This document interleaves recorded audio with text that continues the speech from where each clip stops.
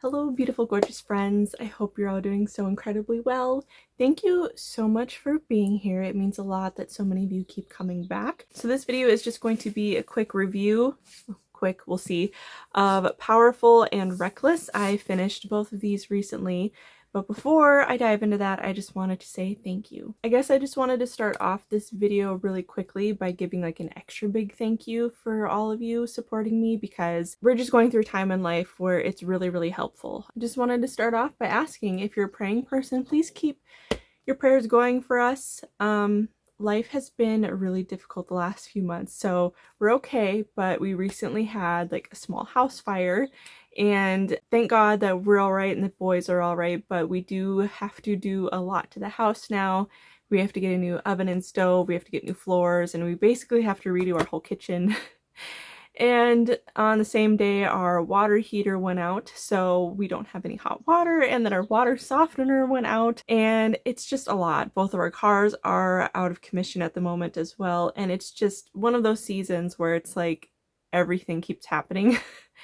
And it's just a lot, so we're both just very stressed, and we could be doing better. So I really just wanted to, again, start this off by saying thank you so much for being here, because all of your views and comments and everything like that are just so incredibly helpful to us, and I'm just so thankful, again, for all of you who keep coming back to support me. It means so much, so thank you very much. And I know this was kind of like a heavy way to start off the video, but I just wanted to get that out there and let you know how thankful I am for you guys. So I'm going to get into these. So I finished Powerful a week or two ago, maybe, probably 2 weeks ago. And I loved this book so much. So much. Like, I'm kind of mad that this is not the main plot and the main event. This is just the short novella after Powerless. And Powerful, oh my gosh, it wrecked me so beautifully, and I just, 5 stars. I loved it so much. And again, it's just a novella, so it's just a short story. It's about Adina and her whole happenings while Peyton is in the trials and everything. So the needle here is meant to represent Adina because she is Peyton's seamstress. The intro automatically caught my eye and captured my heart because it says, "To the girls with softer dreams, your purpose is just as powerful." And I love that so much. If you've been here a while, you know that I'm not necessarily like a boss babe kind of girl.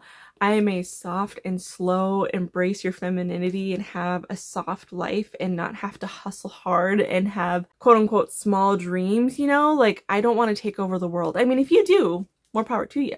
But for me, like, I have quote unquote small dreams according to the world. So that intro automatically, just like I said, grabbed my heart, and it immediately just sunk into me. But this story, I sobbed. And when I say sobbed, I will show you.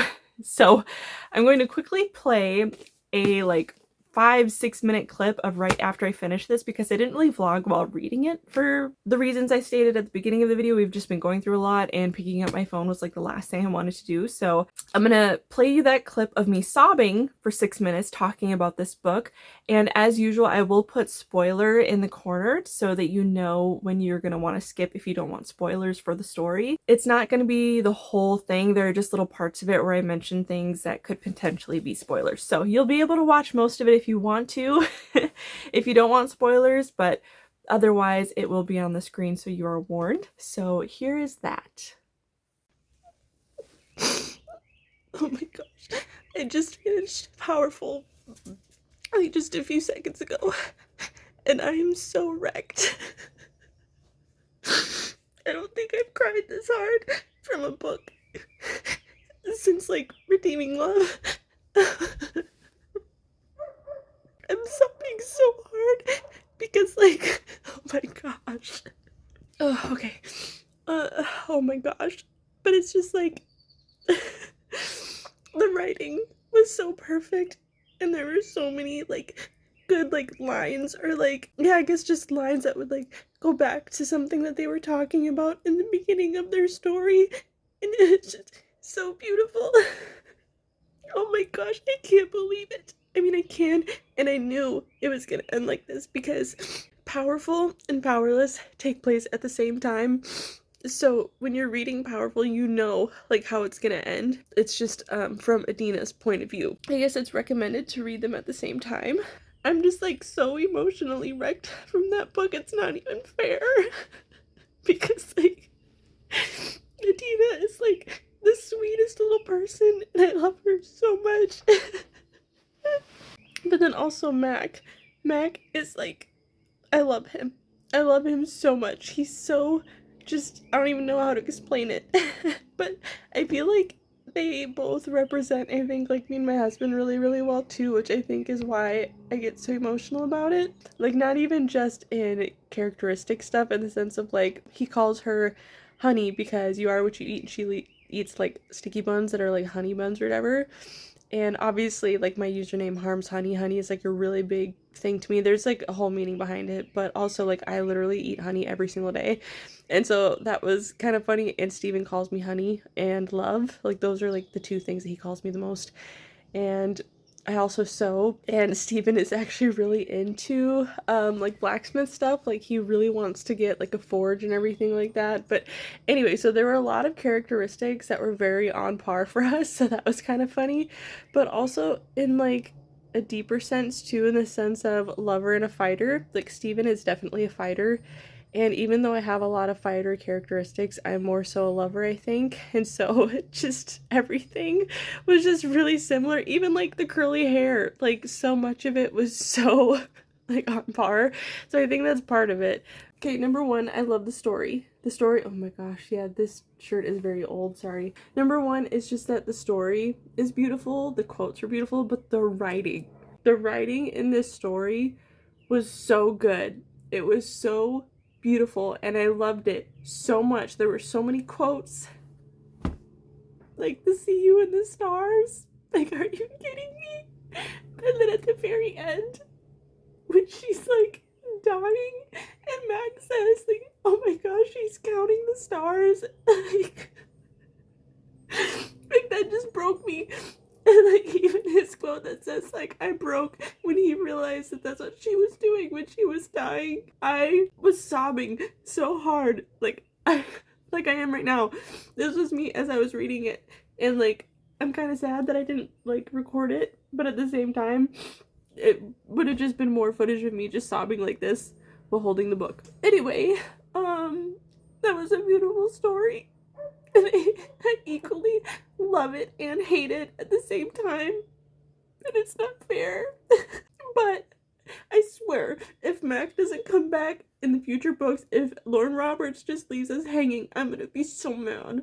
I'm gonna be so mad because we are not done with him yet. And he needs happiness. And if this story ends with him dying, I'm gonna be so mad. Because I know some people would see that as romantic. Like, oh, they got to join each other in the stars. No, not yet. He has things that he needs to do. And he has, like, a bigger purpose. So if he dies soon, I'm gonna be so upset. So yeah, loved it and hated it at the same time. It just broke me. And it's really sad to be leaving it. And it was so short, but it was so beautiful. Like, this just goes to show that a beautiful story and a good book does not have to be 500 pages long. This book was like barely 200 pages, or like just over 200 pages. It was perfect. It did not need to be 500-600 pages to be wonderful. But now I'm sad that I'm gonna have to go into a world without Adina and without Meg, and just knowing that they're not gonna have more time and scenes together just breaks my heart. So like, even though I'm happy it wasn't a 500-page story, I'm also really sad because I want them to have more time together. I'm unwell. Okay, anyway, so yeah, now I'm gonna have to move on to freaking Reckless. And as happy as I am to like be continuing the story and finding out what happens, I'm also really sad and mad and upset that I have to go into this story without Adina. Why would you take like the most perfect, beautiful character and do that to her? Why would you do that? Oh my gosh, I'm so mad. And then I looked up like all this beautiful fan art on Pinterest. Just made it even worse. So anyway, yep, this is my story about Powerful, and I'm just probably gonna cry for the rest of the night. I'm so sad and mad. Also, like, just really happy that that story exists, but equally sad about it. So anyway, yep, 5 stars, but also 0 at the same time. So anyway, I'm gonna get back to real life now, and I guess pick up Reckless.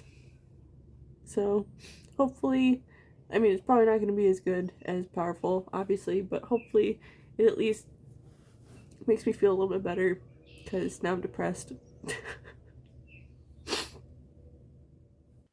So yeah, I loved it. I loved it. I loved it. I loved Adina. I loved Mac. I loved the story, and I am glad that I read Powerless first and then read Powerful. Like I said, I guess they're meant to be read like at the same time, or they can be read at the same time, but I am really glad that I read Powerless first, because I just loved this so much that I know I would have been irritated if I had to put this down to pick that up. So again, I loved this so much more than Powerless, and I've heard from several people that this was the best book in the whole series. So that's a little like sad, because again, this is the novella. It's just a side story of Adina and Max. So that's kind of disappointing, but at the same time, I loved this so much that I can't really be mad about it. But yeah, again, the writing was just incredible. The quotes were incredible. The way everything was tied together was incredible. And I just love it. So obviously, like I said, I finished Reckless as well. So yeah, all that to say, 5 out of 5 for Powerful. Reckless. This was okay. I mean, I honestly don't know how I'm going to be rating these books, obviously outside of Powerful, like Reckless and Powerless. This is so hard to like keep track of these names. They were decent, you know, like I said, Powerless was a good time. It was fun. I mean, if you've read Romantasy before, you've basically read it, you know, just like the same overall themes and things like that, but it was fun. It was a good time. Reckless, I mean, same thing, I guess. I might have liked it a little bit better. I think I rated Powerless 3.5. Maybe 3.75. I'm not even really sure if I gave it a rating until I put it on Fable. For Reckless, I would say probably the same, maybe a little bit higher, closer to 4. I'm not really sure. These are so hard to rate because, again, like I said, we've kind of read them before when you've read Romantasy, but there are still so many unique aspects. I will say my favorite part of this whole series so far, besides obviously Powerful? Yeah, Powerful, is the writing. Lauren Roberts is an incredible writer. The first book, I was kind of like, yeah, like there are some good parts, but Powerful and Reckless, I'm like, wow, yeah, the girl can write. I don't know, the way she describes things are great. I don't have any complaints about the world building. The quotes are fantastic. She ties stuff together really, really well. Like the only way that I can really describe it would be kind of like relating it to Gilmore Girls. I know that sounds weird, but like in Gilmore Girls, the script is so good because things get like tied back, or like somebody will make a comment and then a minute later they'll like comment on that comment. It's hard to explain, but basically that's what Lauren Roberts does, and she does it so well. So yeah, there are just so many incredible quotes in this book. I will say the first half was very mid for me. It was kind of like not dragging a little bit, but at the same time, I'm kind of like, okay, what's the point? You know, I don't know. Maybe that was just my perspective because I wanted more of Peyton and Kai's like personalities, whereas it was more so just things that were happening. I don't know if that makes sense. But the thing that really bothered me about the first half is that it very much played into what I was saying that I didn't like about the first book, which was that Peyton is like BA, can take out anybody. So literally there's a part in this book where she's fighting for a living, like physically fighting, and she hasn't lost a fight, and she's only been fighting men in the ring who have been training their whole lives pretty much to be fighters, and she just happens to take them all out. And that makes no sense to me because, again, she's been living in the slums for the last like 5 years, I think. Like she was raised in the slums, but she's been on her own for 5 years. And so she's learned how to be a thief, but somehow she's also trained to be like a professional fighter and warrior. Like that just does not compute with me.